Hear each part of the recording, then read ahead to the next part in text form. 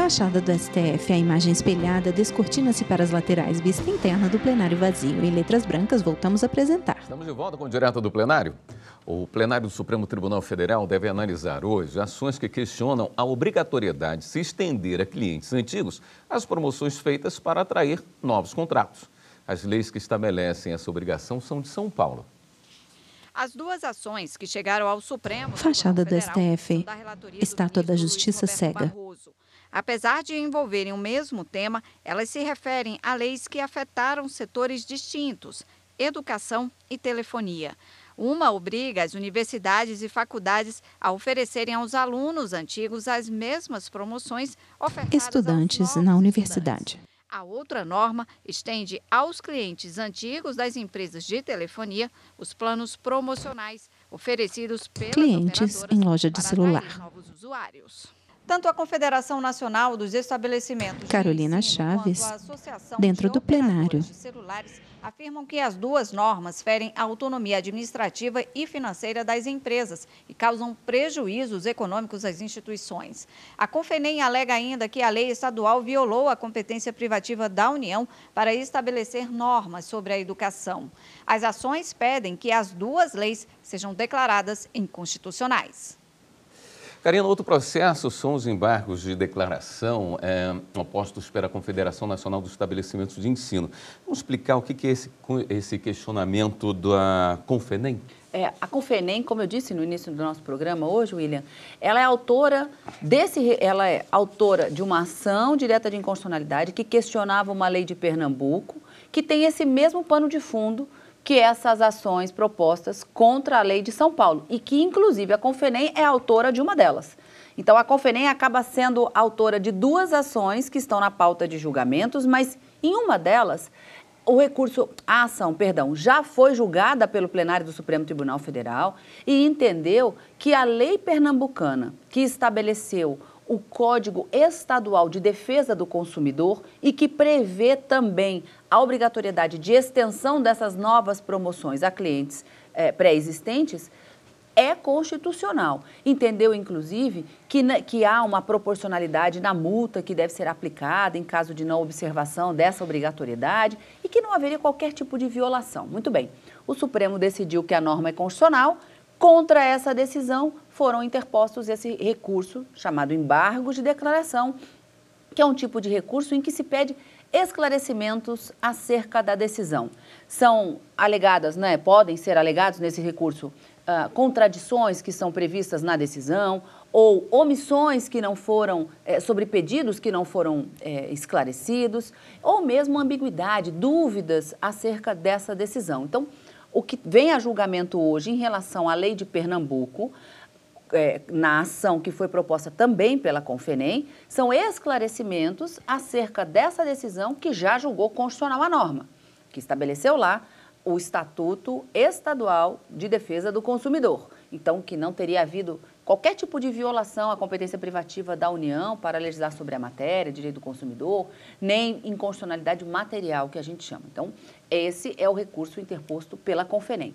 Na reportagem, a gente viu uma matéria tratando de duas ações propostas em face de uma lei do Estado de São Paulo, de 2015, que também obriga aos prestadores de serviços continuados a extensão dessas novas promoções destinadas a clientes novos, também aqueles pré-existentes.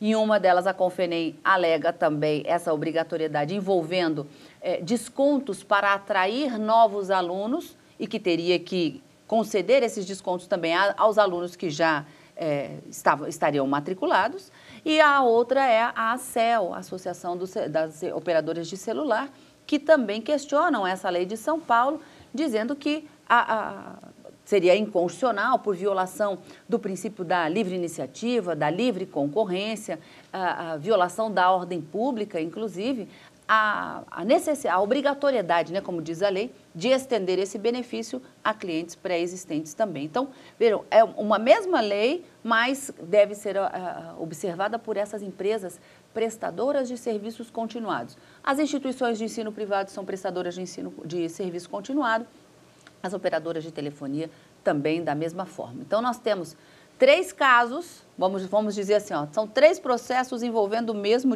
pano de fundo dentro dessas normas que buscam a proteção do consumidor. Uma delas já julgada, mas em que se pede esclarecimentos envolvendo uma lei de Pernambuco, e essas outras 2 da relatoria do ministro Luiz Roberto Barroso, envolvendo essa lei de São Paulo de 2015, William.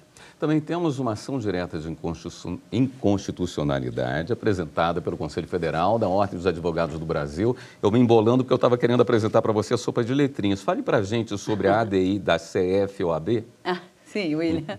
Essa ação direta de inconstitucionalidade, ela era da relatoria do ministro Celso de Mello, e no início do programa a gente disse, né? O ministro Celso se aposentou e hoje a relatoria foi herdada para o ministro que veio sucedê-lo, o ministro Nunes Marques. Então, hoje o julgamento de mérito dessa ação, porque em 2020 esse caso veio ao plenário porque contra uma decisão do ministro Celso foi interposto um agravo regimental para provocar uma discussão no plenário sobre a decisão do ministro Celso que teria não admitido o ingresso de um amicus curiae nesse processo. Aí, por maioria de votos, em razão de um desempate feito pela ministra Carmen Lúcia, os ministros entenderam que sim, deveria ser, que era recorrível contra essa decisão que negou o ingresso do amicus curiae, e a questão foi pacificada. Então, hoje vem a julgamento o mérito dessa ação direta de inconstitucionalidade, em que a CF-OAB, o Conselho Federal da OAB, questiona dispositivo de uma lei de 97 que teria feito uma alteração para determinar que os advogados que atuam em órgãos públicos e sociedades de economia mista devem ter um tratamento diferente dos advogados privados, ou seja, que a esses advogados públicos não seriam alcançadas as normas previstas no Estatuto da OAB, o que o Conselho Federal da OAB argumenta que seria uma violação do princípio da isonomia e que, portanto, deve ser declarada inconstitucional. Karina, nós estamos já começando a sessão.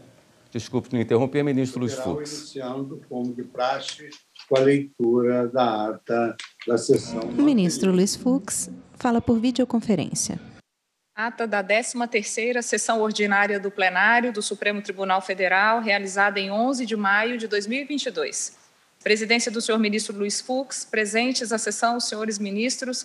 Assessora-chefe Carmen Lilian Oliveira de Souza está presencialmente no plenário. Alexandre de Moraes, Nunes Marques e André Mendonça. Ausente, justificadamente, a senhora ministra... Não há nenhum ministro Procurador-Geral da República, no plenário. Antônio Augusto Brandão de Aras. Ela tem a pele clara, cabelos castanhos, com pontas levemente louras, lisos e compridos. Usa toga preta por cima da blusa vermelha. A ata eu considero a mesma aprovada e, ato contínuo, vamos dar prosseguimento ao julgamento do recurso ordinário 1348-854, da relatoria de Sua Excelência, o ministro Alexandre de Moraes. Vamos agora, depois do voto do ministro Alexandre de Moraes e do ministro André Mendonça, vamos agora colher o voto de Sua Excelência, o ministro Nunes Marques, a quem concedo a palavra. Senhor presidente... O ministro Nunes Marques tem pele clara, cabelos castanhos, levemente grisalhos nas laterais. Usa toga preta por cima do terno preto, camisa branca, gravata listrada. Ao fundo, a imagem fixada da fachada do STF. E passo direto ao mérito, tratando do estado atual da licença paternidade do servidor público na legislação brasileira. A Constituição de 1988 garante a trabalhadores urbanos e rurais o direito à licença paternidade nos termos a serem fixados por lei. Constituição Federal, artigo 7º, inciso 19. Enquanto não vier lei mais benéfica, o prazo da licença paternidade é de no mínimo 5 dias, conforme o artigo 10, parágrafo 1 do ADCT de 88. Essas premissas constitucionais da licença paternidade se aplicam aos servidores públicos estatutários por força do disposto do parágrafo 3º do artigo 39 da Constituição. No caso específico dos servidores públicos federais, o artigo 208 da Lei 8.112 de 90 estipula em 5 dias consecutivos o prazo da licença paternidade. Por meio do decreto 8.737 de 2016, foi prevista a extensão da licença paternidade do servidor público federal por mais 15 dias, em analogia ao que se passa com os empregados de pessoas jurídicas que aderiram ao programa Empresa Cidadã, de que trata a Lei 11.770 de 2008. No âmbito dos Estados-membros... STF julga se é possível estender o benefício da licença maternidade de 180 dias a servidores públicos que sejam pais solteiros. Em Santa Catarina, o prazo de licença paternidade foi ampliado para 15 dias, por força da Lei Complementar Estadual 447 de 2009, tendo também sido assegurada a extensão da licença paternidade pelo mesmo tempo da licença maternidade, nos casos de falecimento da mãe ou de abandono do lar, seguida de guarda exclusiva da criança pelo pai, mediante provas ou declaração firmada por autoridade judicial competente. Artigo 5º da Lei Complementar Estadual de Santa Catarina, de 7 de julho de 2009. No regime geral de previdência social, o pai tem direito a 5 dias de afastamento com a remuneração paga pelo empregador. CLT, artigo 473, inciso 3. Quanto a empresas que aderiram ao programa Empresa Cidadã, o prazo poderá ser prorrogado por mais 15 dias. Aqui houve um significativo avanço a partir da Constituição de 1988, já que a redação original da CLT, o pai tinha direito apenas a um dia de abono de falta para registrar o filho, na forma do artigo 473, parágrafo único. A distinção de prazos entre a licença maternidade e a licença paternidade. A licença maternidade, por seu turno, tradicionalmente tem sido estipulada em intervalo de tempo significativamente maior. A Constituição mesma já fala em 120 dias para licença gestante, no artigo 7º, inciso 18. A Lei 11.770 ampliou esse prazo para 180 dias para empregadas de pessoas jurídicas que aderiram ao programa Empresa Cidadã. A distinção entre os prazos de licença entre homens e mulheres tem base biológica e cultural. Por um lado, é certo que mulher, durante a gravidez, que dura em média de 40 semanas, passa por importantes mudanças no seu corpo e no seu metabolismo, as quais, especialmente no último trimestre, reclamam acomodações específicas na rotina da grávida, dadas algumas restrições que devem ser seguidas para o bem do feto e da própria gestante. Após o nascimento da criança, a depender da forma como transcorreu o parto, a mãe também precisará de um tempo maior ou menor de recuperação para se restabelecer completamente. E, ademais, é a genitora quem normalmente amamenta o recém-nascido e que também exige uma dedicação intensiva à maternidade. O homem, por outro lado, durante a gravidez da sua esposa ou companheira, não tem de lidar pessoalmente com os aspectos estritamente biológicos da concepção e do crescimento do embrião ou feto. E, quando a criança nasce, também não participa da proposta de envolver-se com os demais cuidados necessários com a criança. Culturalmente, essa diferenciação biológica incorporou-se ao modo de vida dos casais e à própria legislação como uma distinção de papéis sociais, de tal maneira que as mulheres foram sempre vistas como as maiores responsáveis pelos cuidados diretos com criança recém-nascida, ficando o homem na posição de provedor e observador distante. No entanto, essa cultura tem mudado rapidamente, por inúmeras razões, e a paternidade responsável tem exigido dos homens maior envolvimento com a gestação da mulher e com os cuidados da primeira infância do recém-nascido. É por isso que alguns países têm alterado as suas legislações para ampliar a licença paternidade, de modo a permitir que o pai tenha maior contato com a criança e maior envolvimento com a paternidade desde cedo. O caso mais radical nessa direção talvez seja o da Espanha, que equiparou completamente a licença paternidade com a licença maternidade, a partir de 1º de janeiro de 2021. No cerne dessas reformas, há duas ideias fundamentais. A primeira é conferir maior equalização dos deveres de ambos os cônjuges quanto aos cuidados com o recém-nascido. E B, é reconhecer que as licenças parentais não são apenas um direito dos genitores, mas igualmente o direito da criança de ser cuidada pelos pais de forma igual. Desse modo, a licença paternidade é um direito cujo fundamento lógico-político está não apenas em oferecer ao pai o direito de permanecer próximo do seu filho recém-nascido, mas igualmente de oferecer a este último o direito de ser cuidado por ele. O direito de ser cuidado pelos pais é um direito fundamental da criança, conforme o inciso 1 do artigo 7º da Convenção sobre os Direitos da Criança, que foi internalizada no Brasil por meio do decreto 99.710 de 1990, que diz: a criança será registrada imediatamente após seu nascimento e terá direito, desde o momento em que nasce, a um nome, a uma nacionalidade, na medida do possível, a conhecer seus pais e a ser cuidada por eles. Além disso, como dito acima, intenta-se também, com o maior equilíbrio entre os prazos das licenças parentais, repartir melhor as tarefas domésticas que se incorporam à rotina do lar após o nascimento de uma criança. Considero que os processos de equiparação jurídica dos pais, no que diz com as licenças parentais, devem ocorrer primordialmente por meio de atos do Poder Legislativo, porquanto a diferenciação dos prazos de licença entre homem e mulher não se revelam ainda como inconstitucional, embora talvez possa vir a sê-lo com o tempo, já que rápidas e profundas mudanças sociais, culturais e econômicas estão em curso a esse respeito. Há, com efeito, várias evoluções ocorrendo na matéria, que tem relativizado o substrato biológico da licença parental numa autêntica mutação constitucional. Refiro-me, em primeiro lugar, ao caso das crianças adotadas. O Supremo Tribunal Federal, no julgamento do tema 782 da repercussão geral de relatoria do eminente ministro Luiz Roberto Barroso, fixou-se no sentido de que a mãe, por adoção, deve ter licença maternidade no mesmo prazo concedido à mãe biológica.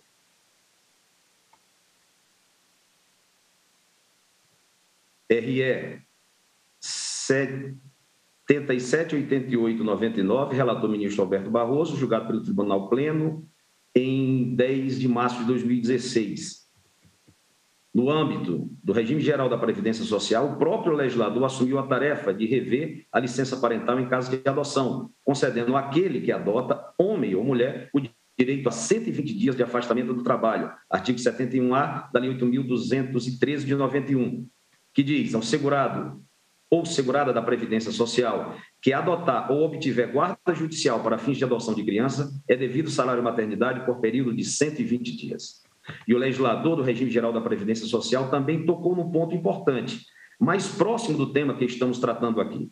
Refiro-me aos artigos 71B e 71C da Lei 8.213 de 91, na redação dada pela Lei 12.873 de 2013, que tratam do caso do pai viúvo que perde a esposa durante a gestação ou logo após, tendo que ficar cuidando só do filho recém-nascido. A lei assegura não apenas a licença de 120 dias ao pai viúvo, mas ainda o pagamento do salário maternidade a ele. Vejamos. Artigo 71B. No caso de falecimento da segurada ou segurado que fizer jus ao recebimento do salário maternidade, o benefício será pago por todo o período ou pelo tempo restante a que teria direito ao cônjuge ou companheiro sobrevivente, que tenha a qualidade de segurado, exceto no caso de falecimento do filho ou de seu abandono, observadas as normas aplicáveis ao salário maternidade. Ou seja, já existe no Brasil, por força de lei, duas possibilidades de o pai ter licença paternidade de 120 dias no regime geral de Previdência Social, eventualmente prorrogáveis por mais 60 dias. A primeira hipótese, em caso de adoção de criança, e a segunda, em caso de morte da esposa durante o parto ou no período da licença maternidade. Em se tratando de servidor público federal, não há previsão expressa de licença paternidade superior a 20 dias, em nenhum caso, mas é evidente a identidade de razões para admiti-la nos casos de viuvez do pai e de adoção de criança por pai solo. A regra do RGPS, no ponto, pode perfeitamente ser invocada pelo servidor público, haja visto o disposto no artigo 40, parágrafo 12 da Constituição Federal, que diz, além do disposto nesse artigo, serão observados em regime próprio de Previdência Social, no que couber, os requisitos e critérios fixados para o regime geral de Previdência Social. De resto, o próprio INSS informou nos autos que os órgãos administrativos da União já vêm aplicando a licença paternidade de 120 dias, prorrogáveis por mais 60, para o pai viúvo e para qualquer situação em que está ausente a parturiente na composição familiar do servidor. Ora, no caso do servidor que é pai solteiro, por métodos artificiais de concepção, mediante o emprego de gestação de substituição, popularmente conhecido como barriga de aluguel, a criança, depois do parto, resta sem a presença da mãe biológica no seu lar, de maneira semelhante àquela criança que é adotada ou perde a mãe durante o parto. O pai, por seu turno, está em situação praticamente semelhante à do pai solteiro adotante ou do pai viúvo, quanto à questão dos cuidados do filho. No Brasil, por essa razão e por muitas outras, há restrições severas à cessão temporária do útero, que aqui apenas pode ocorrer no caso da chamada barriga solidária, sem qualquer conotação econômica e envolvendo parentes até o 4º grau. Vê resolução do CFM 2294, de maio de 2021. Seja como for, quando o pai solo obtém o direito no Brasil ou no exterior de realizar a reprodução assistida por meio da cessão temporária de útero, ao recém-nascido faltará a presença da mãe em seu lar. Essa situação, do ponto de vista dos responsáveis pelos cuidados com a criança, está muito mais próxima daquela do filho adotado por pai solteiro ou do filho órfão de mãe do que daquela do filho que tem mãe presente. Então, em pauta, RE 134-8854, INSS contra Marco Antônio Alves Ribeiro. STF julga se é possível estender o benefício da licença maternidade de 180 dias a servidores públicos que sejam pais solteiros. Quem vota é o ministro Nunes Marques. Termina com o artigo 4º da Lei de Introdução às Normas do Direito Brasileiro, que diz: quando a lei for omissa, o juiz decidirá o caso, de acordo com a analogia, os costumes e os princípios gerais de direito. Para usar a linguagem direito constitucional, a colmatação na hipótese quer dizer que há uma inconstitucionalidade por omissão parcial na legislação. Isto é, a lei já prevê a licença paternidade de 120 dias para o pai solteiro adotante e para o pai viúvo, como visto acima, porém se omitiu involuntária e inconstitucionalmente quanto à situação do pai solteiro que tem filhos por métodos de reprodução assistida, perpetrando assim uma clara violação ao princípio da isonomia, artigo 5º caput da Constituição Federal. Em adição, é preciso considerar que interpretação diversa conduziria a um paradoxo, é que as normas de licença parental têm por objetivo permitir a convivência dos pais com a criança nos seus primeiros dias de vida. Sabe-se que essa convivência traz várias vantagens físicas e psicológicas para o desenvolvimento da criança e para o bem-estar dos pais, reduzindo consistentemente a mortalidade neonatal, conforme a publicação do Ministério da Saúde, que consta dos autos.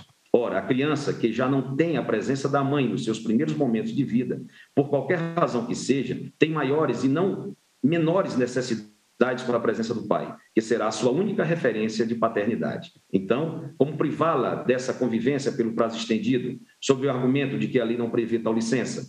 Seria castigar duplamente a criança, que além de não ter a mãe presente, teria ainda de conviver com o pai pelo mesmo prazo exíguo das crianças que têm pai e mãe. Esse tipo de paradoxo, que poderíamos chamar de paradoxo da proteção lesiva, ocorre com certa frequência no direito previdenciário, em razão da riqueza dos fatos que entram em jogo na formulação das normas desse específico ramo do direito.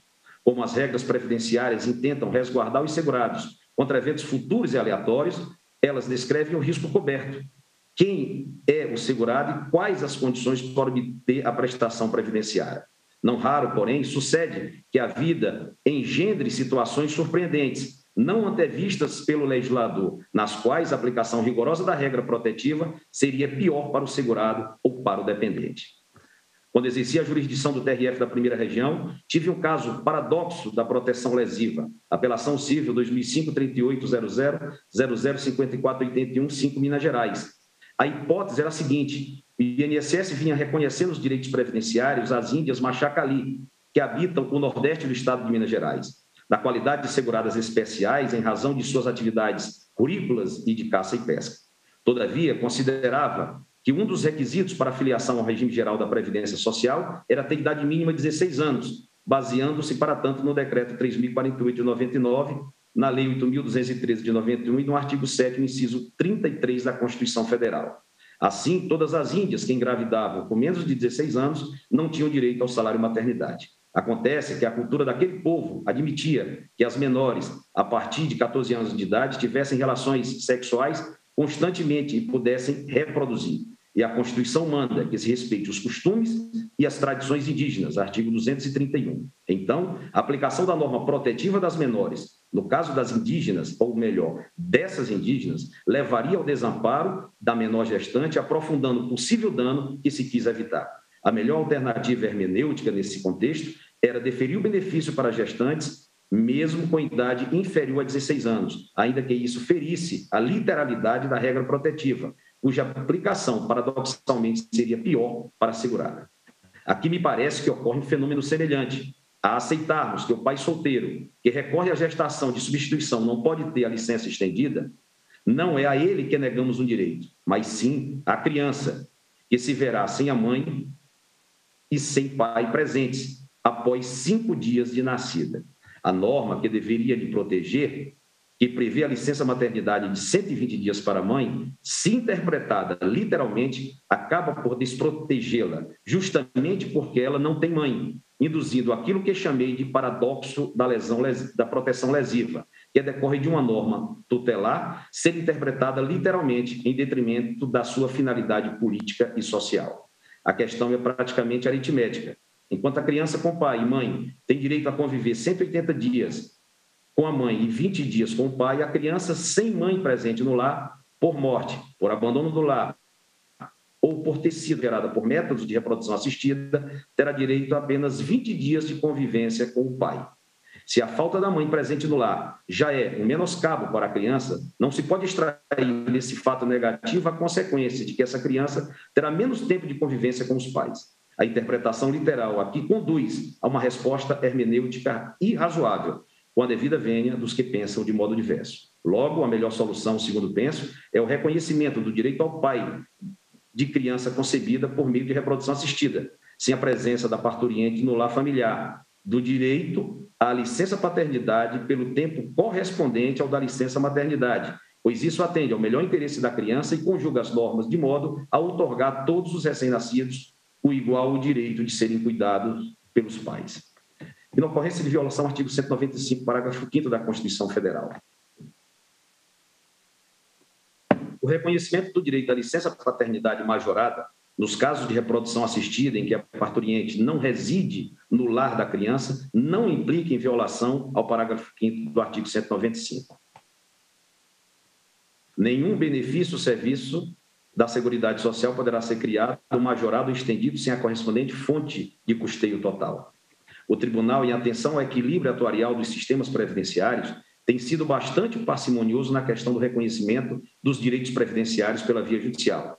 Recordo-me de pelo menos 3 casos importantes em que o Tribunal denegou os pedidos com fundamento na inexistência de fonte de custeio respectiva.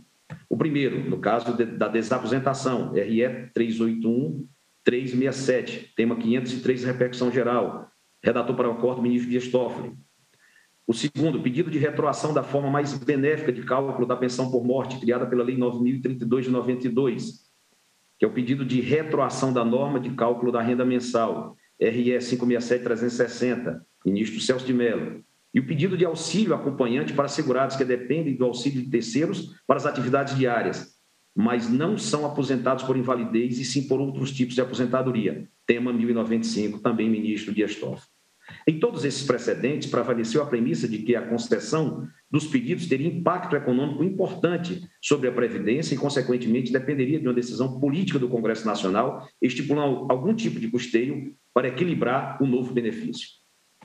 Estou plenamente de acordo com essa premissa, mas, no caso em exame, estimo que ela é inaplicável pelas seguintes razões. Em primeiro lugar, o reconhecimento da licença paternidade estendida para o servidor público, pai solteiro de filho concebido por métodos de reprodução assistida, não implica propriamente um gasto novo, já que o servidor, de qualquer maneira, seria remunerado no período. No máximo, poderá ser paga alguma gratificação de substituição para outro servidor, o que já ocorre frequentemente no serviço público, por motivos de afastamentos diversos, tais como licenças por motivo de saúde, licenças para cuidar de pessoa da família, férias, etc. Em segundo lugar, a licença paternidade para pais de crianças nascidas por métodos de reprodução assistida não alcança um número expressivo Brasil afora. Isso é o que se pode presumir pela observação do que normalmente acontece. A quantidade de servidores públicos, homens, solteiros, buscando reprodução assistida, me parece ser bem pequena e, de resto, não foram apresentados números consistentes sobre o suposto grande impacto financeiro dessa licença.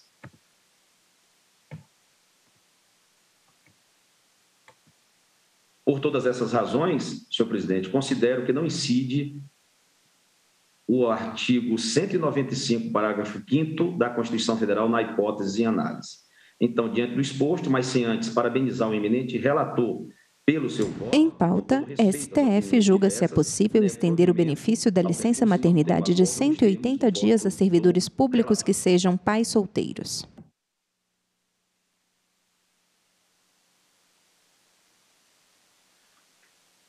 Muito obrigado, ministro Nunes Marques, pelo voto sucinto, porém profundo. Aqui falhou apenas na hora da pronúncia da conclusão do seu voto, que foi no sentido de acompanhar o relator. Mas sem antes deixar de parabenizá-lo também pela profundidade do voto, acompanhando o relator. Obrigado, ministro Nunes Marques. Passa a palavra agora a Sua Excelência, o ministro Edson Fachin, para o voto. Muito obrigado, senhor presidente, eminente ministro Luiz Fux. Cumprimento Vossa Excelência. Ministro Edson Fachin tem pele clara, cabelos grisalhos, é calvo na parte superior, usa óculos de armação metálica quadrada, bigode grisalho. Veste a toga preta por cima do terno azul marinho, camisa branca, gravata azul. Ao fundo vemos uma estante com livros. De modo especial, Sua Excelência, o relator, o ministro Alexandre de Moraes, que, como soe ocorrer, produziu um voto com elevada lucidez, sensibilidade e fundamentos racionais e sistemáticos dentro da ordem jurídica filtrada constitucionalmente e densificada sobre a matéria. Cumprimento os eminentes pares que me antecederam no voto e também cumprimento Sua Excelência, o Procurador-Geral da República, professor Augusto Aras, e os ilustres advogados e advogada que fizeram as sustentações orais, permitindo-me fazer o cumprimento de todos em nome do Dr. César Brito, cuja briosa atuação na advocacia honra a Ordem dos Advogados do Brasil. Senhor presidente, eu também aqui me permito seguir o princípio do voto do eminente ministro Nunes Marques, dizendo que também irei juntar a declaração de voto, mas creio que, com a licença de Vossa Excelência, presidente, e dos eminentes pares, farei uma síntese da percepção que tenho sobre essa matéria.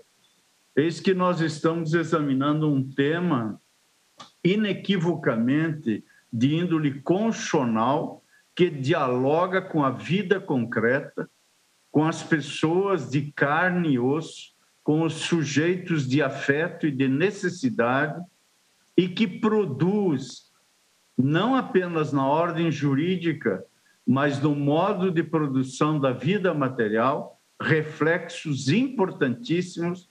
Por isso, meus cumprimentos, presidente, a Vossa Excelência, eminente relator, para propiciar, por trazer esse tema ao debate. Eu relembro, presidente, que a autarquia recorrente, o Instituto Nacional do Seguro Social, teve sua tese muito bem defendida na tribuna e, assim, o fez a ilustre procuradora, sustentando que a ausência de previsão legal, somada à impossibilidade de equiparação fática entre a situação da gestante e do pai solo, prestam-se essas duas circunstâncias a vedar a extensão do benefício da licença maternidade a esse servidor.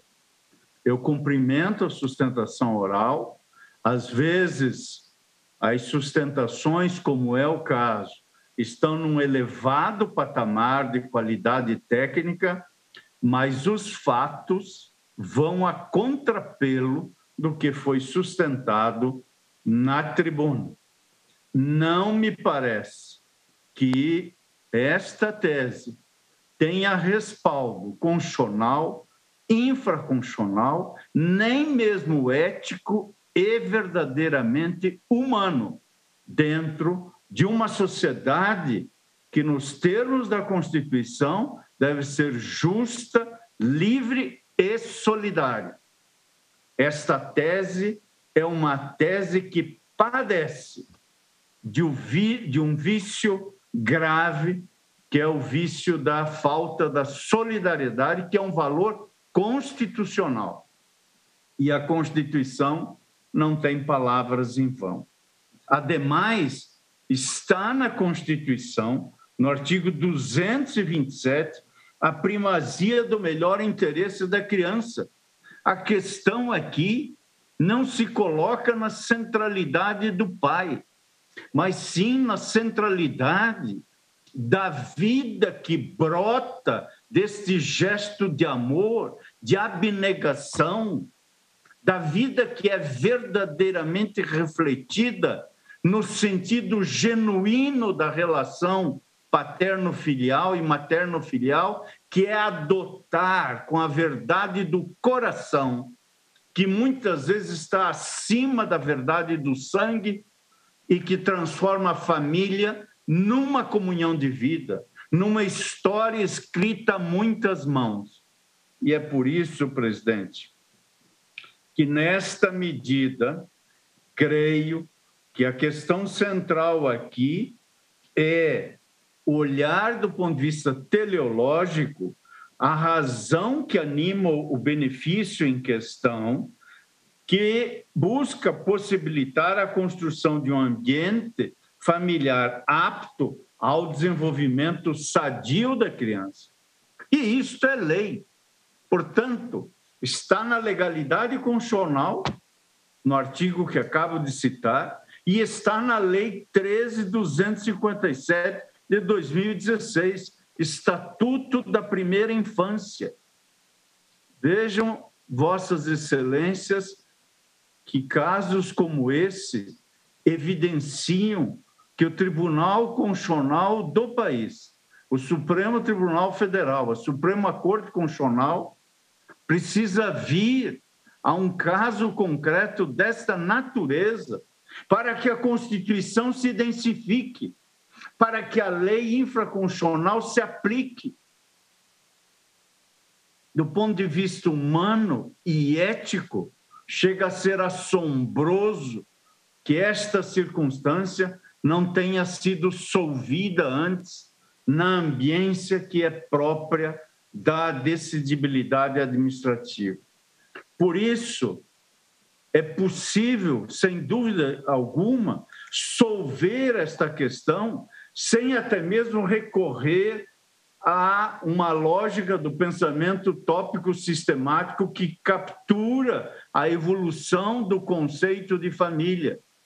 O elementar silogismo lógico-dedutivo, próprio de estudantes de primeiro e segundo ano dos cursos de direito, já solveria esta matéria à luz da proteção conferida pelo ordenamento jurídico a esse locus especial do desenvolvimento de personalidade ou da personalidade de cada integrante da família, inclusive as crianças, que são sujeitos de direito, sujeitos do presente, que presentificam em nós o futuro que nos sucede após a nossa finitude.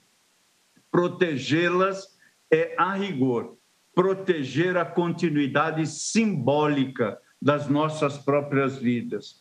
Daí porque a vedação à proteção deficiente do direito fundamental ao pleno desenvolvimento da criança impede essa distinção com todas as vênias, esdrúxula, alegada pelo INSS para esquivar-se a conceder o benefício da licença maternidade ao pai solo.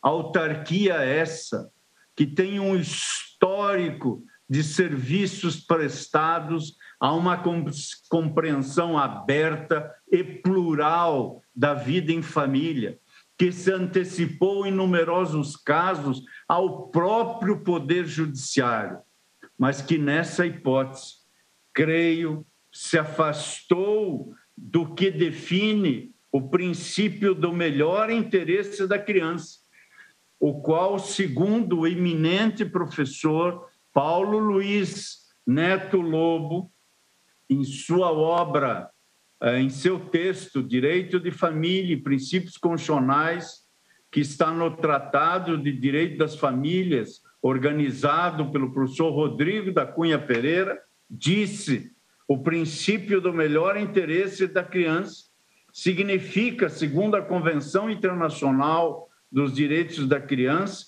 ter seus interesses tratados com prioridade pelo Estado, pela sociedade e pela família, para que seja considerada como é, pessoa em desenvolvimento e dotada de dignidade. É precisamente por isso, e o ministro Cássio acabou de lembrar com muita propriedade, que a Lei 12.873 de 2003 já estendeu a licença maternidade ao pai viúvo e ao empregado adotante.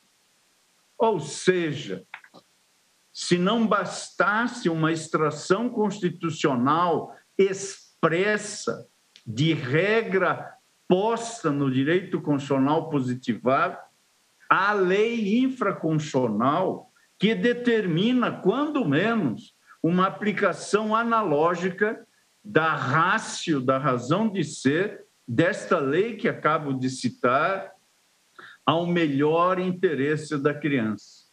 É esta ordem de ideias que mostra a relevância, como escreveu o professor Cristiano Chaves de Farias, a relevância da família monoparental, a mãe solteira que vive com sua filha ou seu filho, ou mesmo um pai viúvo que se mantém com sua prole. É por isso que a hermenêutica constitucional do parágrafo 6º do artigo 227 impede a discriminação entre filhos havidos ou não do casamento, fundado sempre no melhor interesse da criança, na proteção da entidade familiar, inclusive monoparental. E é por isso, senhor presidente, senhora ministra e senhores ministros, que o vínculo paterno-filial, muito bem disse ontem o doutor Augusto Aras, o vínculo parental, que é um conceito mais abrangente desta ordem de ideias, corresponde a uma proteção que se coloca numa união indissolúvel do afeto que se projeta para o direito e de uma sociedade que se possa, de si mesma, orgulhar de ser solidária e ser leal à legalidade constitucional. Por isso, não há qualquer censura a ser feita à decisão recorrida, como, aliás, disse da tribuna o senhor defensor público, que muito bem erigiu os argumentos centrais da tese aqui colocada e que estão reproduzidos no muito bem posto parecer da Procuradoria-Geral da República. Como se vê, senhor presidente, o eminente ministro relator e os eminentes ministros que me antecederam já houveram esgotado o tema. Não haveria mais o que acrescer, mas pedi licença nesse pequeno lapso temporal para realçar essa tutela e para que não realizemos, como estou seguro que não se realizará, a discriminação pretendida pela entidade recorrente. E é por esta razão que subscrevo o desprovimento do recurso extraordinário, cumprimento Sua Excelência, o relator, e ainda mais, Sua Excelência, o eminente ministro relator, irá propor a tese.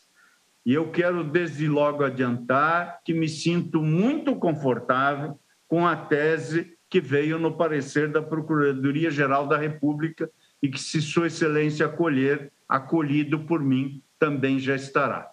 Muito obrigado, senhor presidente. Meus cumprimentos, ministro Alexandre de Moraes, e é como voto. Muito obrigado, ministro Luiz. Ministro Luiz Fux. Pelo seu voto. E agora eu passo a palavra à Sua Excelência, o ministro Roberto Barroso, para o voto. STF julga se é possível estender o benefício da licença maternidade de 180 dias a servidores públicos que sejam pais solteiros. O ministro Luiz Roberto Barroso tem pele clara, cabelos grisalhos, usa toga preta por cima do terno escuro, camisa azul, gravata clara. A doutora Bruna Maria. Ao fundo, vemos uma estante com livros à esquerda e porta-retratos em prateleiras ao centro. César Brito, já sexagenário agora, e o doutor Bruno Arruda, pelo Defensor Público Federal, e também o pronunciamento do doutor Augusto Brandão de Aras. Cumprimento muito especialmente o eminente relator, ministro Alexandre de Moraes, cuja posição já vai se consolidando com a adesão unânime do tribunal e da qual tampouco eu dissentirei, pretendo ser breve, presidente, fazendo só algumas considerações. A hipótese é de um recurso extraordinário com repercussão geral, no qual se discute a extensão da licença maternidade e do salário maternidade ao pai, no caso de uma família monoparental, ou seja, de uma família composta apenas pelo pai e a sua prole. No caso concreto, o autor da ação, que agora é aqui recorrido, porque ele venceu nas instâncias anteriores, o pai teve um casal de filhos, utilizando-se a via da fertilização in vitro e o que se tem apelidado, como lembrou o ministro Nunes Marques, de barriga de aluguel. O autor da ação, que teve, portanto, esses 2 filhos por inseminação artificial em barriga de aluguel, e essa é uma informação importante, o autor da ação é perito médico do INSS. O INSS, portanto, é o seu empregador, e este fato, a meu ver, não é desimportante para o desfecho que pretendo dar aqui, como falei. Interessante observar, presidente, que a teoria do direito costuma dividir os casos submetidos à apreciação judicial em casos fáceis e casos difíceis.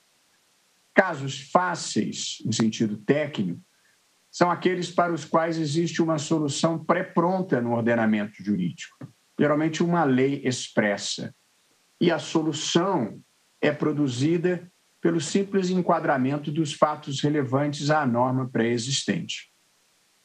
A categoria dos casos difíceis identifica as situações para as quais não há uma solução pré-pronta no ordenamento jurídico, não há uma norma expressa cuidando daquela hipótese. E, geralmente, quando isso acontece, o intérprete precisa construir argumentativamente a solução à luz dos princípios e de outros marcos normativos que ajudam na construção da melhor resposta dada pelo sistema. Esse caso seria, em tese, um caso difícil, porque não há, em rigor, uma lei expressa cuidando dessa hipótese. Mas, na prática, verdadeiramente não é, porque um conjunto muito expressivo de normas constitucionais, de aplicabilidade direta e imediata, já apontam claramente a solução constitucionalmente adequada para o problema. Eu apenas menciono, e muito brevemente, porque já foram rememoradas aqui, as normas relevantes. Lembrando, e esse é um ponto importante, presidente, até a Constituição de 1988, só existia uma modalidade de família legítima, que era aquela proveniente do casamento. Com a Constituição de 1988, passaram-se a admitir expressamente 3 modalidades de família. A primeira delas, a que resulta do casamento, não é proibido ser convencional, mas 2 outras modalidades de família, que são as que resultam das uniões estáveis e as famílias monoparentais, que, aliás, é o caso em discussão aqui.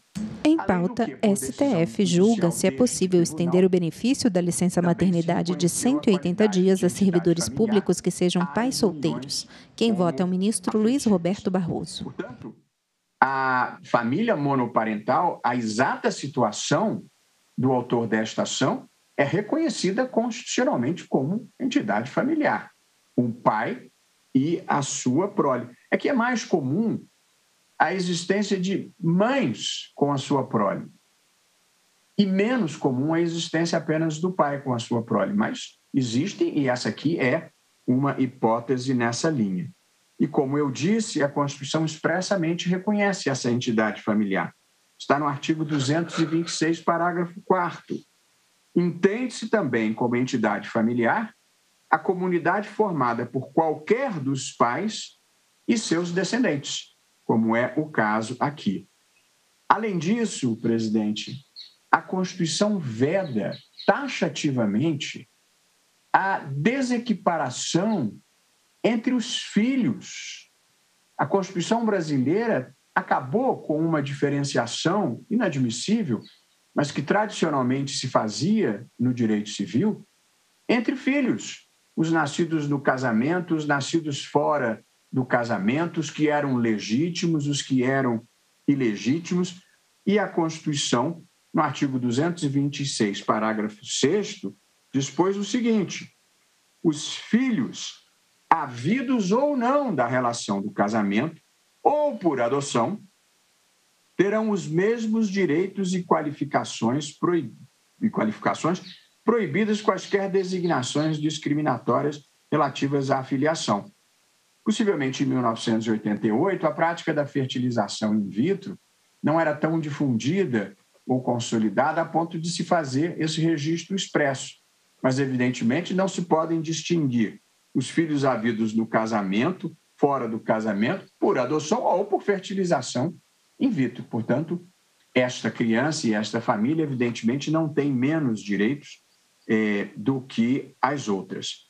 E, por fim, presidente, com o que eu consideraria um impacto decisivo e definitivo na solução do presente problema, é a previsão do artigo 227, que determina que se dê absoluta prioridade aos direitos fundamentais da criança, do adolescente e do jovem, artigo 227, do qual se extrai, por implicação, o princípio que se convencionou denominar de o do melhor interesse da criança.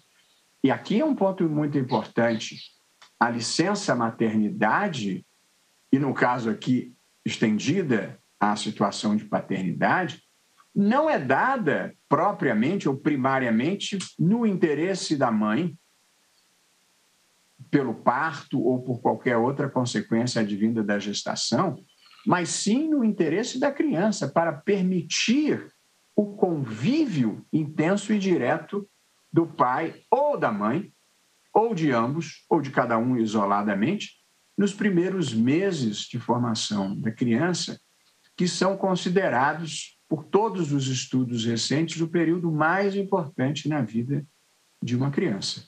Os primeiros meses de vida, na verdade, os primeiros anos de vida, mesmo em matéria de educação, hoje em dia, pesquisas do Prêmio Nobel James Heckman, no sentido de que a educação infantil deve começar ainda na barriga da mãe, porque nesses primeiros momentos da vida, o cérebro da criança é uma esponja que absorve tudo aquilo que lhe é transmitido. E, portanto, esse é o momento certo de se dar nutrição, afeto, valores, respeito, capacidades cognitivas, e ninguém, no primeiro momento de vida, tem mais capacidade de fazer isso do que os pais, ou no caso específico de famílias monoparentais, a mãe ou exclusivamente o pai. Portanto, presidente, não vejo aqui problema, respeitando a argumentação trazida pelo INSS, com qualidade. O advogado patrocina os melhores argumentos em favor do interesse do seu cliente, fala pelo cliente e, portanto, não se transmite ao advogado, eventualmente, a queixa que se possa ter quanto à postura do cliente. O advogado representa a posição que o cliente pretende sustentar no seu interesse. E foi bem sustentada a posição do INSS, mas eu penso que aqui, neste caso, não há possibilidade de se arguir a falta de lei expressa, porque acho que a solução proposta pelo eminente ministro Alexandre de Moraes decorre diretamente da aplicação da Constituição. Uma solução relativamente fácil de se construir, porque a consolidação das leis trabalhistas já prevê expressamente esta situação para os empregados privados. Lembrando que aqui nós estamos diante de um empregado público que trabalha para uma autarquia, que é o INSS. Mas a CLT, nos artigos 392 e 396 e 392C, já prevê esta possibilidade expressamente de que a licença maternidade, que a CLT prevê seja de 120 dias, aplica-se também ao empregado que adotar ou obtiver guarda judicial para fins de adoção. Não se fala novamente aqui na hipótese de fertilização in vitro, mas evidentemente ela está implícita. E como se sabe, esses 120 dias da CLT foram estendidos por decreto, autorizado por lei, por mais 60 dias, perfazendo um total de 180 dias. De modo que as empregadas e os empregados seletistas têm direito a 180 dias de licença maternidade e de salário maternidade, e penso que não haveria uma razão que justificasse não ser estendido esse benefício a um empregado público. E como agora destacou o ministro Cássio Nunes Marques, e eu o acompanho também nessa parte, não há que se falar em violação ao artigo 195, parágrafo 5º da Constituição, que exige que o benefício tenha fonte de custeio. E aqui, por duas razões, a meu ver, não se aplica o 195, parágrafo 5º. Em primeiro lugar, porque é a própria Constituição que prevê o salário maternidade, independentemente de gênero. Ali não tem uma distinção. É claro que nós estamos ampliando um pouco o sentido de maternidade para incluir o pai que esteja na condição de também exercer paternidade e maternidade ao mesmo tempo, porque ele é o único que está criando a criança. Mas a previsão desta concessão já está na Constituição, que não faz, nesse particular, uma distinção de gênero. Mas há um fundamento que me parece ainda mais óbvio, que eu destaquei no início, é que nós não estamos propriamente falando de um benefício previdenciário. O INSS é o empregador desse médico, desse perito, que eu suponho seja um médico. De modo que nós não estamos falando aqui de um pagamento de um benefício pelo regime próprio da Previdência Social. Nós estamos falando de um pagamento pelo regime estatutário de um empregador ao seu servidor. Por essas razões, presidente, e louvando uma vez mais o voto do eminente ministro Alexandre de Moraes, eu estou acompanhando Sua Excelência, julgando improcedente o pedido. Leio a minha tese de julgamento, porque sempre incluo nos meus votos, mas que não destoa da que foi proposta pelo ministro Alexandre de Moraes, que é a seguinte: constitucional a extensão da licença maternidade ao servidor público pai de família monoparental pelo prazo de 180 dias, com fundamento nos princípios da igualdade e da proteção integral da criança, com absoluta prioridade. É como voto, presidente, agradecendo a atenção.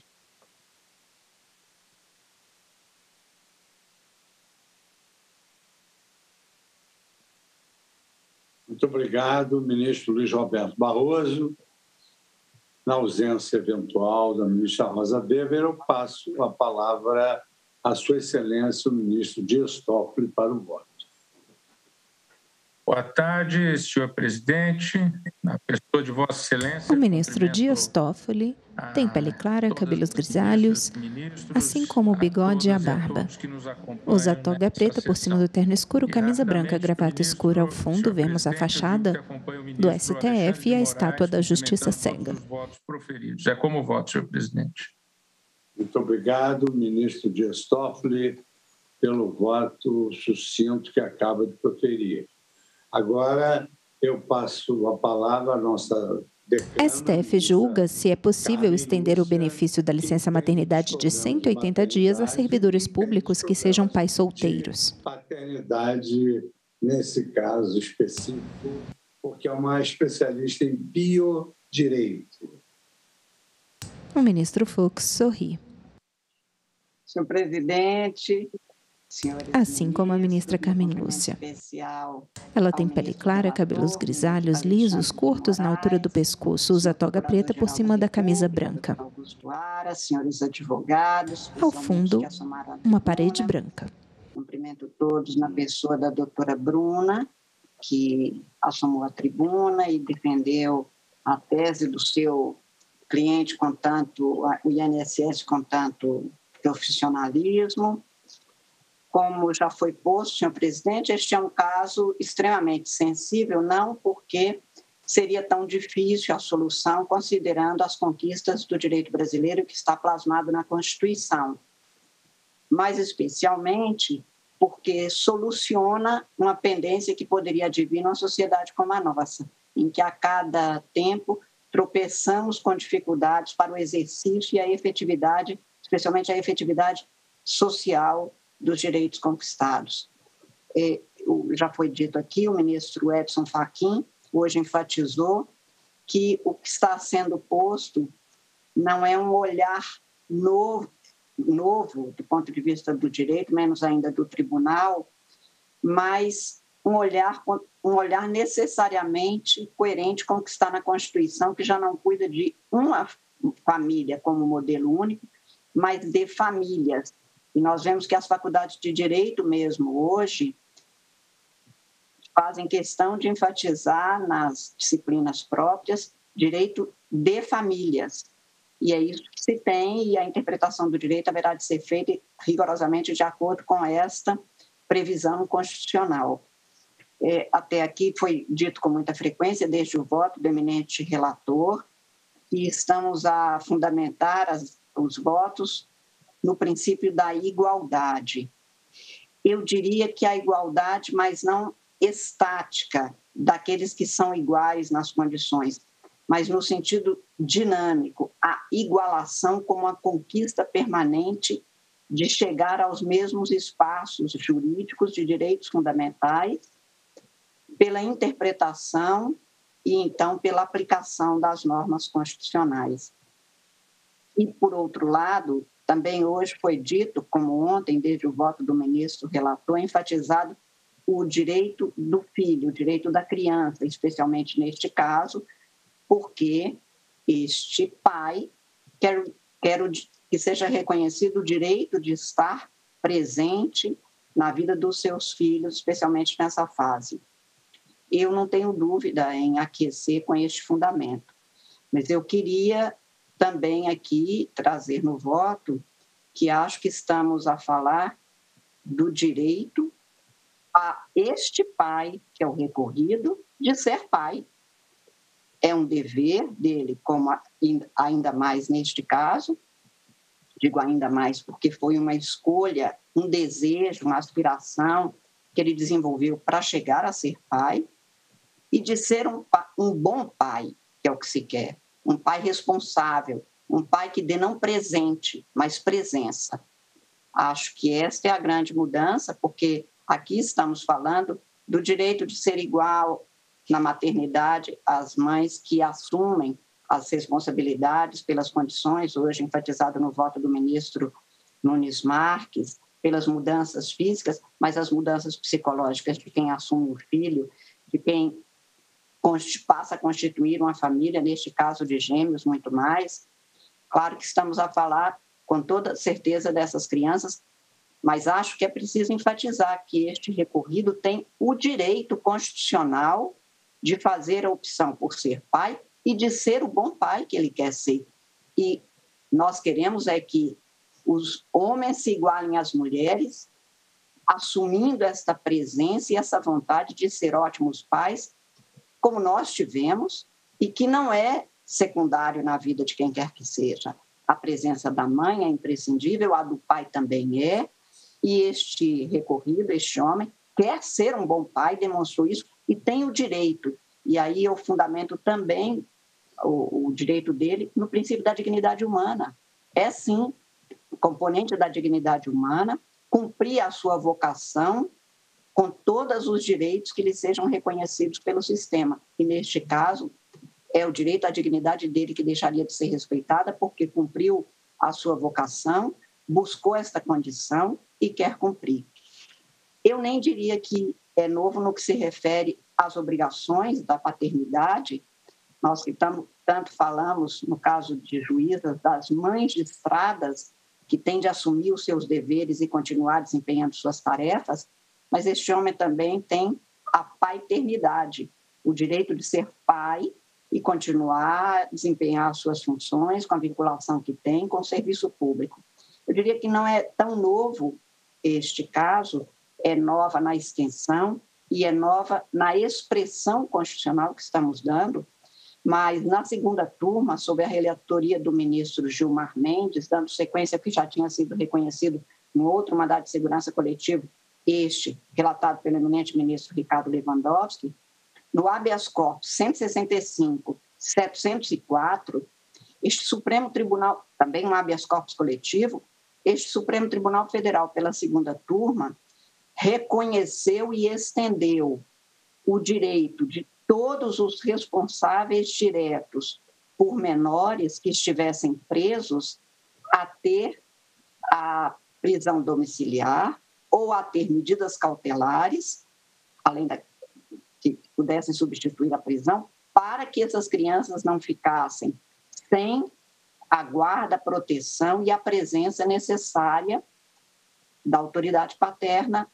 E no outro habeas corpus... Em pauta, recurso extraordinário 1348854. INSS contra Marco Antônio Alves Ribeiro, STF, julga se é possível estender o benefício de licença maternidade de 180 dias a servidores públicos que sejam pais solteiros.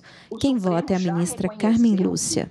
O direito de ser um bom pai, um bom responsável pela criança, pelo menor, é um direito constitucional que determina a mudança da atuação do Estado.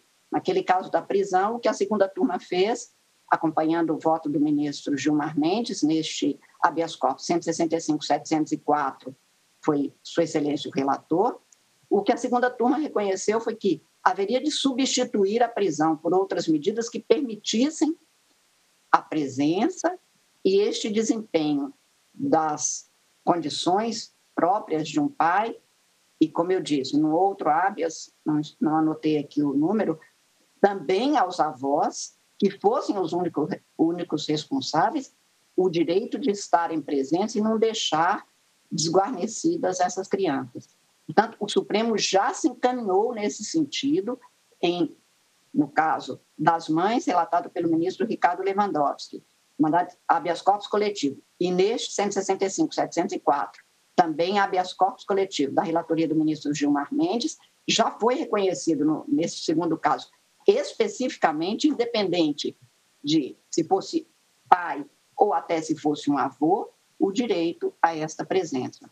Por isso é que, neste caso, ministro Alexandre, eu estou enfatizando o direito do recorrido de ser pai, que, como consequência, guarnece, garante, guarda também o direito constitucional da criança à presença do seu pai.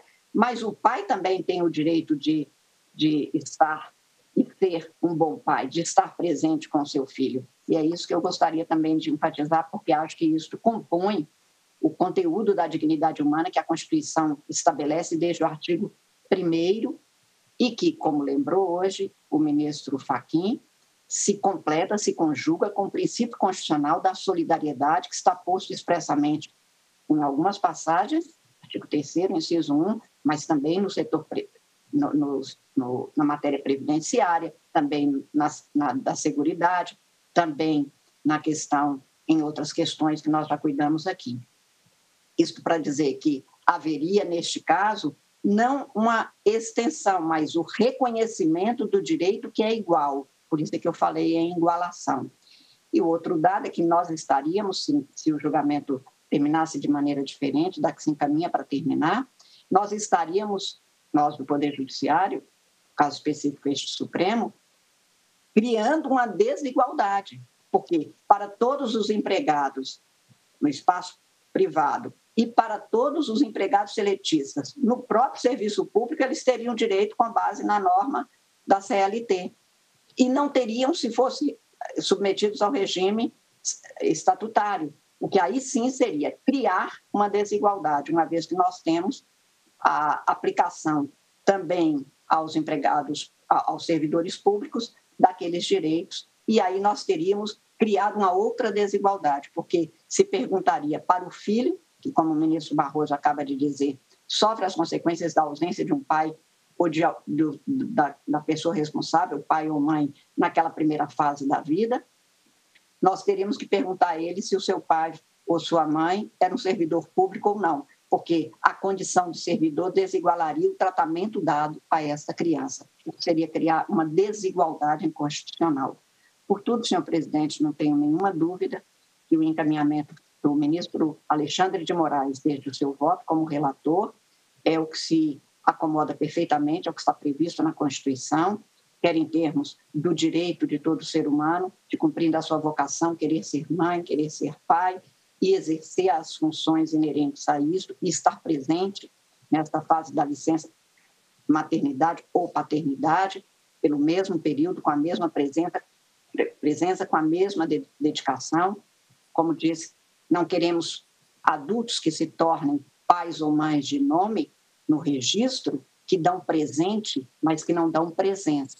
Queremos pais e mães, seres humanos, inteiramente comprometidos com os outros seres humanos para uma transformação dessa sociedade, e aí sim teremos uma igualdade, aí incluída a igualdade de gênero, na sua extensão e na sua compreensão total.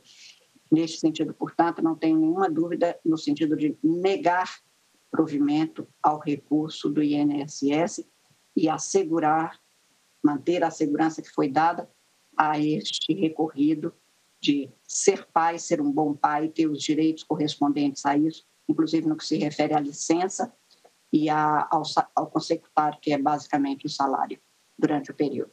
É como voto, senhor presidente, acompanhando o voto do ministro relator.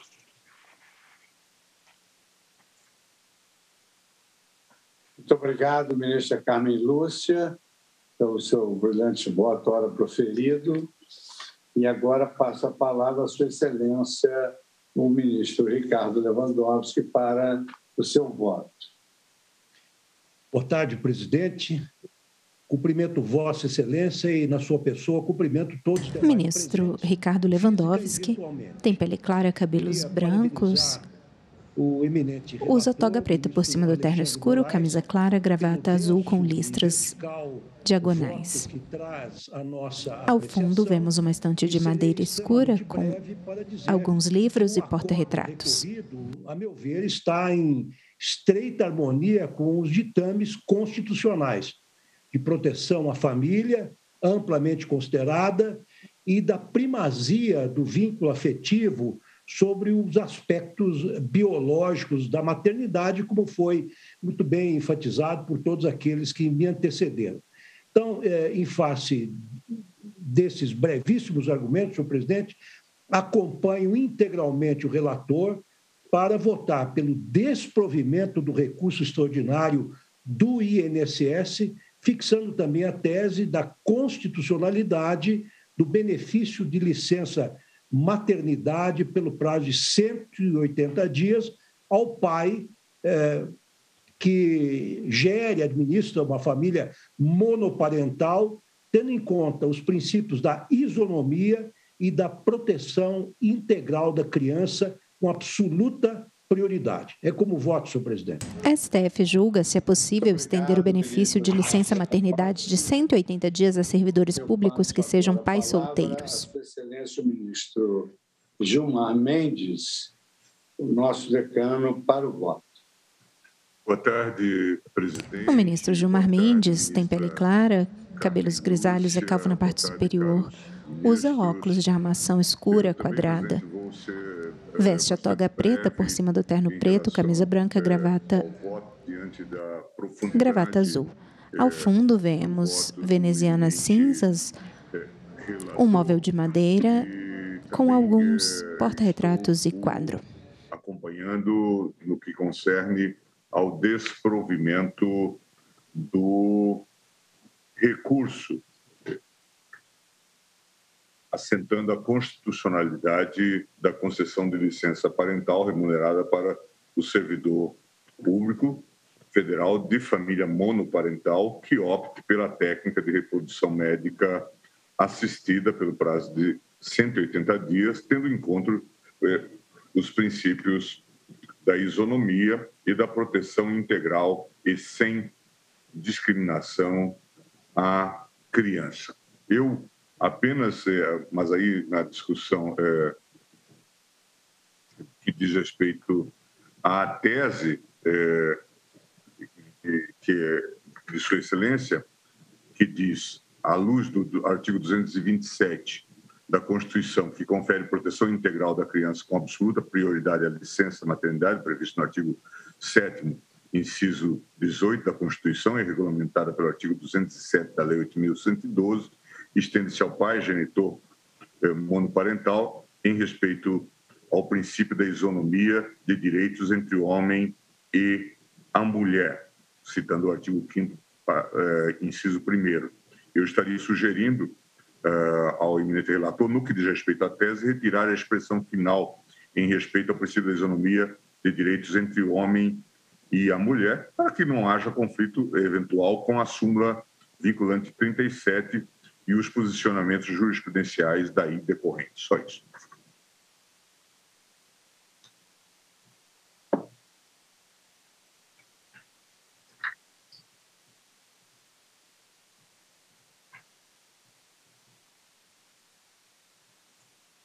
Em pauta, recurso extraordinário 1348854. Como aqui foi destacado, O ministro Luiz Fux tem pele clara, cabelos grisalhos, volumosos, usa toga preta por cima do terno escuro, camisa branca, gravata azul.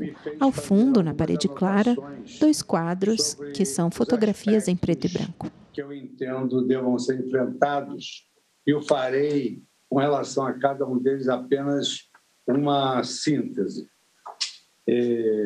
Ressalto que esse recurso envolve uma discussão acerca da possibilidade de pais solteiros de crianças geradas por fertilização in vitro e gestação por substituição gozarem de licença maternidade, ainda que inexistente previsão legal expressa. A sugestão do meu voto, ela que é exatamente no sentido do voto do relator, a quem eu parabenizo pela densidade com que tratou o assunto.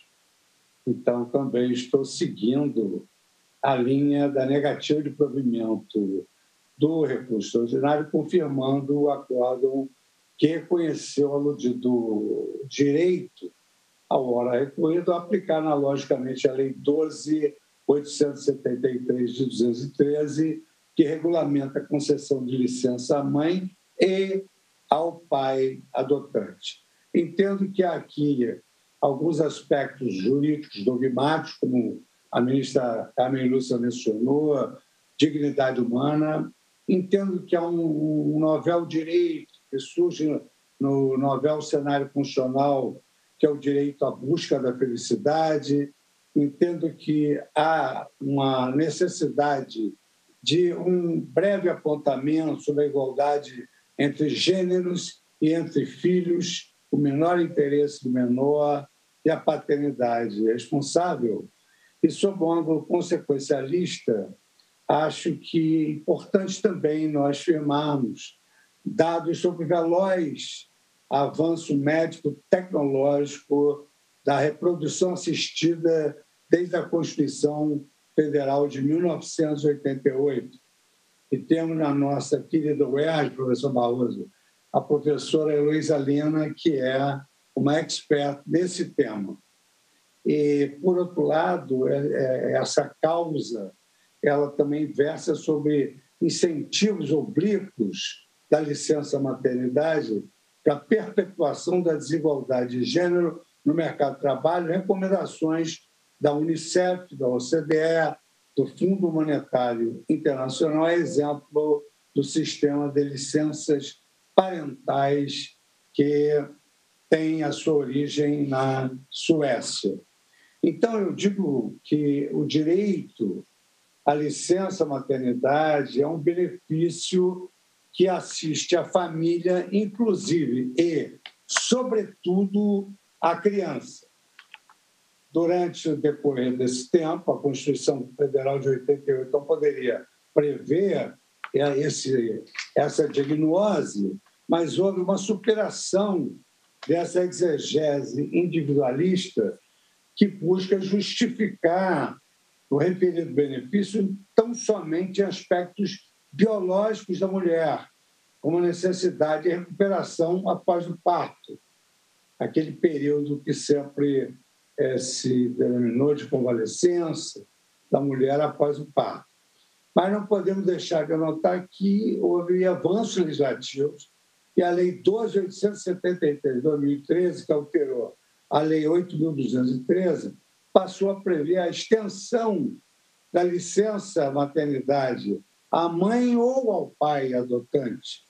E eu cito aqui que a Suprema Corte tratou desse tema no precedente referente ao tema de repercussão geral 782, no RS 778-889, da relatoria de Sua Excelência, o ministro Luiz Roberto Barroso, em que a nossa Suprema Corte, sempre vigilante contra os direitos fundamentais, fez igualar todos os prazos das licenças adotantes e maternidade do ordenamento, por compreender que houve um avanço significativo atribuído à licença parental e, principalmente, à igualdade dos filhos previstas na Constituição. Sob um ângulo jurídico dogmático... STF julga se é possível estender o benefício da licença maternidade de 180 dias a servidores públicos que sejam pais solteiros. Quem vota é o ministro-presidente Luiz Fux. Com o ministro Fachin, nosso expert nesse tema, baseada na centralidade do casamento, e inaugurou um novo paradigma normativo axiológico do direito de família, centrado no afeto e no amor como valores preponderantes. Sob o prisma dessa odiada concepção, é o demonista da família, os aspectos previdenciários que lhes são instrumentais devem ser interpretados em consonância com os princípios da dignidade humana, como destacamos Carmen Lúcia, da igualdade, também como destacaram todos os votos que me antecederam, entre distintos arranjos familiares, entre homens e mulheres e entre os diferentes tipos de filiação, sempre no melhor interesse do menor e na vedação à proteção deficiente e também da paternidade responsável. Todos os valores morais aqui mencionados como encartados na nossa Constituição Federal. No tocante à dignidade da pessoa humana e ao direito à busca da felicidade, devo destacar que encartam o mandamento esses direitos de que cada pessoa tem de ter o poder de tomar as decisões fundamentais sobre sua própria trajetória. Não cabe ao poder público direcionar as escolhas de vida de cada indivíduo, senão que, ao revés, criar os meios para que as capacidades individuais se otimizam e remover os obstáculos para que isso possa ocorrer.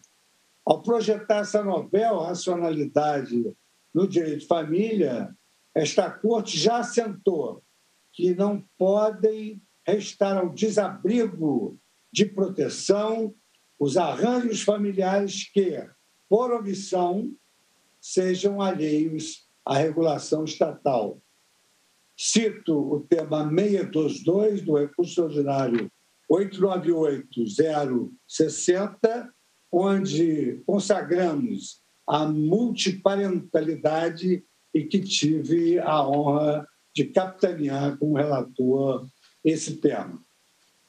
Também aqui se aduziu ao princípio da igualdade material, previsto no artigo 5º da Constituição de 1988, que, aplicado aos distintos arranjos familiares, torna absolutamente inadmissível, como destacou Sua Excelência, o relator ministro Alexandre de Moraes, que o conceito de família seja reduzido a modelos padronizados, ou que qualquer forma de hierarquização seja perpetrada entre os mais diversos modelos possíveis. E isso, o nosso querido ministro Aires de Brito, ficou muito claro nas ADIs 4277 e na DPF 132, no sentido da inexistência de hierarquia ou diferença de qualidade jurídica entre as uniões homoafetivas e heteroafetivas. O mesmo princípio da isonomia, da igualdade, preceitua que onde houver um homem e uma mulher, qualquer tratamento desigual entre ambos e entre eles, a propósito de situações pertinentes a ambos os sexos, constituirá uma inequívoca infringência constitucional. E aqui eu cito, sobre esse aspecto, as lições do professor José Afonso da Silva, no curso de Direito Constitucional Positivo, da editora Malheiros, página 207. E, em caso, tratando-se de licença maternidade, um benefício da criança, e verificando-se que tanto a mulher quanto o homem, independente das especificidades de cada sexo, possuem plena capacidade e o dever-poder de cuidado em relação aos filhos, na forma do artigo 225, parágrafo 5º da Constituição Federal, há de se concluir que qualquer tipo de tratamento desigual absolutamente não se justifica. Por outro lado, para a qualidade presente, torna-se mais fácil eu abordar todos os pontos que foram destacados pelos meus eminentes pares. Aqui também abordou-se o princípio da igualdade entre os filhos, previsto no artigo 226, parágrafo 6º da Constituição Federal, previsto no Código Civil, na Lei 10.406 e no artigo 1596 e o Estatuto da Criança e do Adolescente. Sempre todos esses ordenamentos alicerçados na lógica da neutralidade e da inocência da filiação, o que veda que qualquer tratamento discriminatório seja praticado em desfavor das crianças integrantes de famílias monoparentais masculinas geradas por técnicas modernas de reprodução, sendo premente lhes garantir os mesmos direitos que são assegurados àquelas crianças que são concebidas por meios naturais, integrantes de famílias monoparentais femininas e também aos filhos adotados em qualquer idade. O princípio do melhor interesse do menor, que é um princípio, digamos assim, mais recente, destacado dentre tantos pelo meu dileto amigo Gustavo Tepedino, nos seus temas de direito civil, ele encontra respaldo no artigo 227 e nos artigos 4º e 6º do Estatuto da Criança e do Adolescente, sem prejuízo de conjugá-lo com o princípio da paternidade responsável, aqui já mencionada, do artigo 226, parágrafo 7º. E que essa ordem normativa estabelece que é dever da família, da sociedade e do Estado assegurar os direitos e interesses básicos do menor, com absoluta prioridade, e que compete ao poder público propiciar os recursos necessários para o exercício do direito ao livre planejamento familiar. Aqui também, o ministro Nunes Marques abordou a questão da omissão do legislador. A omissão do legislador acerca da possibilidade de concessão da licença parental na hipótese como a dos autos, não tem, absolutamente não tem o condão de desonerar referidos atores, Estado, sociedade e família, de cumprirem suas obrigações constitucionais. Como destacou a ministra Carmen Lúcia, pais e mães têm poderes, deveres de cuidado. No outro giro, também pouco pode representar qualquer tipo de óbice àqueles que desejam exercer o seu livre planejamento familiar, pela via de um arranjo monoparental construído graças às modernas técnicas de reprodução assistida e muito menos obstáculo que qualquer criança, seja qual for a sua origem de filiação, goze com absoluta prioridade da especial proteção conferida pela nossa Constituição Cidadã. Ao apreciar o já mencionado tema 782 sob o prisma de semelhante interpretação teleológico-sistêmica, o Supremo Tribunal Federal, a nossa Corte, concluiu que o texto do artigo 7º, inciso 18º da Constituição, ao se valer da expressão licença gestante, produziu inadvertidamente um comando cujo teor literal foi subinclusivo.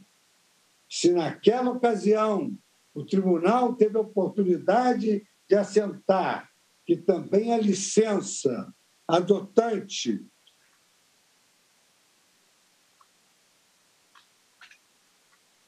se encontra incluída no aludido comando constitucional, no caso dos autos, há que se reconhecer que referido dispositivo em verdade busca assegurar uma licença parental, no sentido genérico, que abarca tanto os vínculos biológicos quanto de adoção, resultantes ou não em arranjos familiares monoparentais de qualquer um dos sexos. E eu vivo, na minha família, essas duas experiências, da reprodução assistida e da adoção. Sob o ângulo programático, e a leitura da Constituição deve incorporar o estado espiritual do nosso novo tempo, sob pena de enfraquecimento da sua força normativa.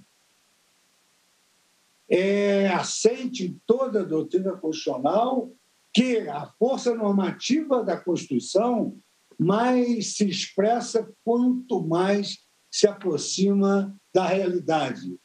E como destaca o meu dileto amigo, o professor Luiz Roberto Barroso, o direito não pode estar apartado da realidade.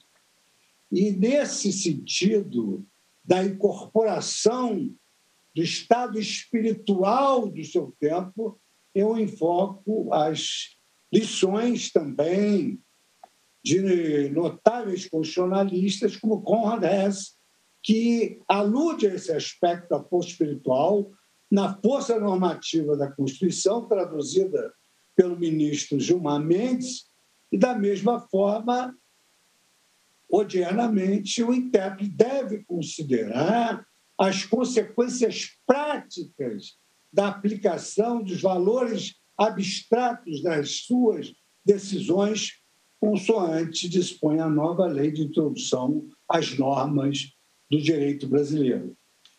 Trago, já concluindo,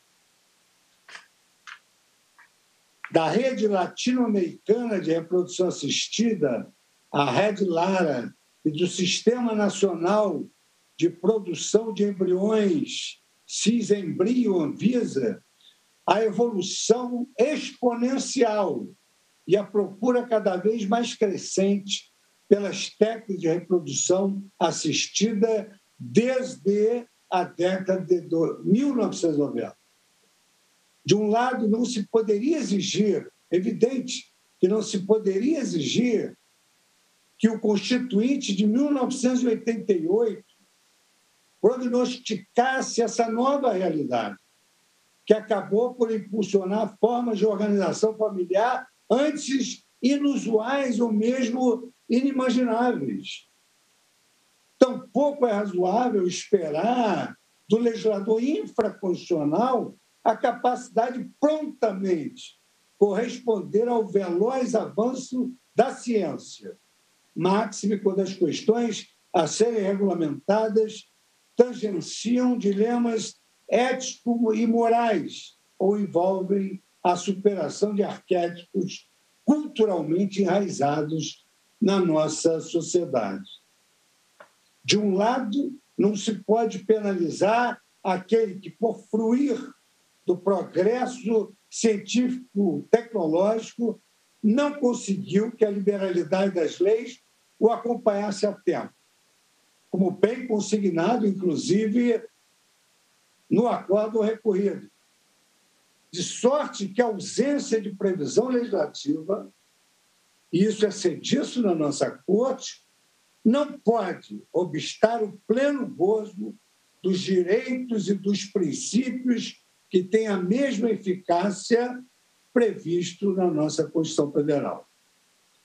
Outrosim, a pesquisa da Fundação Getúlio Vargas, Instituto Brasileiro de Geografia e Estatística, IBGE, revela a intensa desigualdade de gênero no mercado de trabalho brasileiro, cujas origens remontam ao vetusto modelo exatamente de família parental, que delega aos homens apenas as tarefas produtivas e às mulheres as tarefas reprodutivas. Negar que também o pai solteiro, que tem o mesmo poder e dever de cuidado com os filhos que a mãe, como destacou a ministra Carmen Lúcia, possa afastar jus ao afastamento laboral desse homem para se dedicar à prole, significaria, no meu modo de ver, resgatar a lastimável divisão sexual do trabalho, reforçando a discriminação e o preconceito contra a mulher no mercado de trabalho brasileiro. É precisamente nisso que resulta o frequente sexismo da teoria da liberdade, que perpetua, sob pretexto de uma ideologia supostamente iluminista, práticas modernas de sexismo. E isso eu colhi da obra de Nancy Richman, uma obra tradicional sobre a liberdade e o feminismo. Não por acaso, instituições como o Fundo Nacional das Nações Unidas para a Infância, a Unicef, a Organização de Cooperação e Desenvolvimento Econômico, OCDE, e o Fundo Monetário Internacional indicam que a possibilidade de que ambos os sexos possam usufruir de licenças parentais é medida que se traduz a um só tempo em significativas vantagens ao pleno desenvolvimento das crianças e na promoção da maior igualdade material de gênero. É o que também revelam as experiências de outros países pioneiros na criação de modelos de licenças parentais passíveis de divisão entre os dois genitores, independentemente de gênero, como eu já afirmei, como ocorre na Suécia. Por isso que, ao se abordar, eventualmente, até, eu diria, ad terrorem, a questão do custeio adicional, eu ressalto que, em caso, não há qualquer tipo de criação, majoração ou extensão da Seguridade Social a reclamar correspondente fonte de custeio. Sendo a licença maternidade um benefício da criança, a referência atuarial a que ser assumida pelo sistema previdenciário. E essa referência atuarial é a do número de crianças que estarão sob sua proteção e não dos gêneros paternos. Então, elogiando mais uma vez todos os votos que me antecederam e que me permitiram sintetizar todos esses aspectos, principalmente o voto de Sua Excelência, o ministro Alexandre de Moraes. Eu também o acompanho, negando provimento ao recurso, e sugiro a fixação também de uma tese de repercussão geral um pouco mais sintética, como foi a minha manifestação.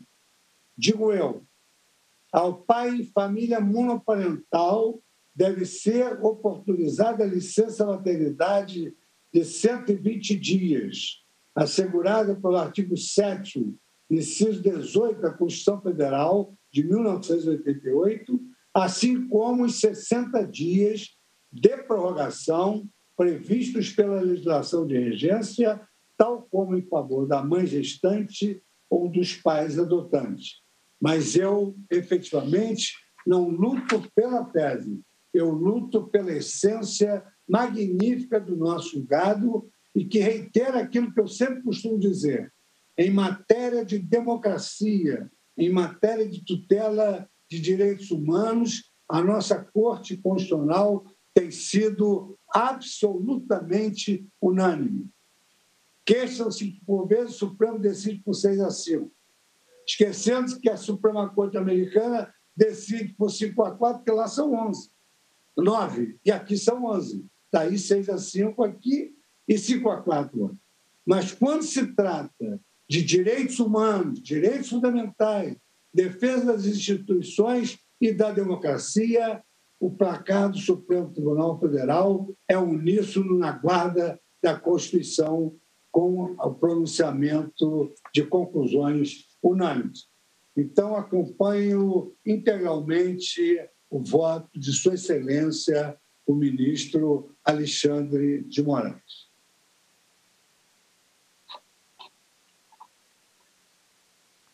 E, então, proclamo o resultado que a Corte, por unanimidade, negou provimento ao recurso nos termos do voto do relator.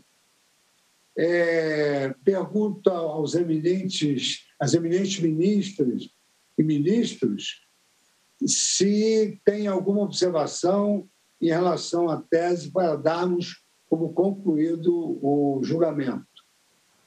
Presidente. Pois não. Ministro Alexandre de Moraes. A tese que eu propus procurando a sugestão do ministro Gilmar e a sugestão da ministra Carmen Lúcia. Então, à luz do artigo 227 da Constituição Federal, que confere proteção integral da criança com absoluta propriedade, e do princípio da paternidade responsável, a licença maternidade, prevista no artigo 7º, inciso 18 da Constituição Federal de 88 e regulamentada pelo artigo 207 da Lei 8.112 de 90, estende-se ao pai genitor monoparental. Ponto. Eu pergunto a Vossas Excelências se há alguma objeção em relação à tese. Eu estou de acordo com o ministro Alexandre, por engano, leu propriedade em vez de prioridade. Ministro Barroso. A prioridade que ele quis dizer. Isso, prioridade. Muito bem. Então, a senhora secretária tem condições de narrar toda a proclamação do resultado, inclusive com a consagração da tese? Então, Vossa Senhoria proclame o resultado e o ministro Alexandre de Moraes vai, para findar o julgamento, reiterar... Então, manda a tese para a secretaria, presidente. Manda para a secretaria.